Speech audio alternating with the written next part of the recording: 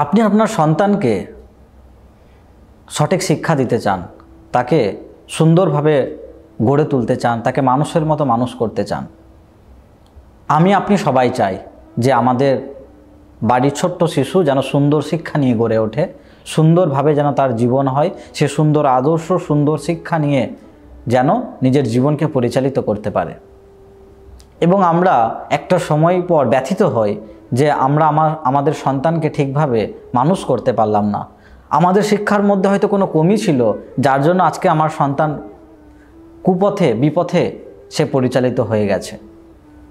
আমাদের সন্তানকে ছোট থেকে কিভাবে তাদেরকে মানুষ করা দরকার, এর ছোট্ট একটা দৃষ্টান্ত, একটা ছোট্ট লীলা রয়েছে, যেটা আজকে আমরা আলোচনা করব, যার মাধ্যমে আমরা জানতে পারবো যে কিভাবে একটি ছোট্ট শিশুকে সুন্দর শিক্ষা দিয়ে তাকে সুন্দর মানুষ করে তুলতে পারি আমরা।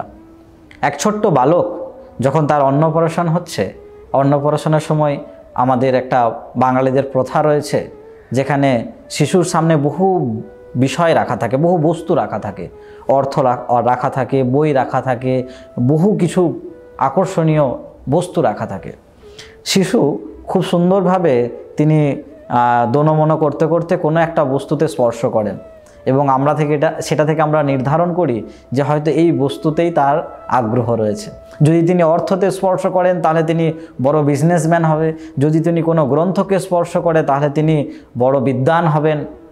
ঠিক এইভাবেই এক ছোট্ট বালক যখন ওনার অন্নপ্রাশন হচ্ছে, তখন সেই বালক বহু বস্তু রাখা ছিল, কিন্তু আমরা জড়জগতের বহু বস্তু রাখি, কিন্তু সেই বালকের পিতামাতা বহু জড়ীয় বস্তুর মধ্যেও সেখানে রেখেছিলেন শ্রীমদ্ ভাগবতম। আর সেই ছোট্ট বালক তিনি কিন্তু সেই শ্রীমদ্ ভাগবতকেই স্পর্শ করেছিলেন। এর দ্বারা তিনি শিক্ষা দিয়েছিলেন যে এই সংসারের অর্থ, জড়ীয় বিদ্যা, জড়ীয় বস্তু সমস্ত কিছুটাই অনিত্য এবং সময়ের দ্বারা সেটা বিনাশশীল, এবং তার থেকে যে শিক্ষা, তার থেকে যে আনন্দ, যা কিছুই পাওয়া যাবে সেই সমস্ত কিছুই অনিত্য এবং ক্ষণস্থায়ী। কিন্তু এই সংসারে একটা বস্তু নিত্য, সেটি হচ্ছেন ভগবান, সেটা হচ্ছে তার বাণী। সেই ছোট্ট বালক তিনি শ্রীমদ্ ভাগবতকে স্পর্শ করে তিনি জগৎবাসীকে, বিশ্ববাসীকে শিক্ষা দিলেন যে এই সংসারের একটি নিত্য শিক্ষা হচ্ছে শ্রীমদ্ ভাগবত।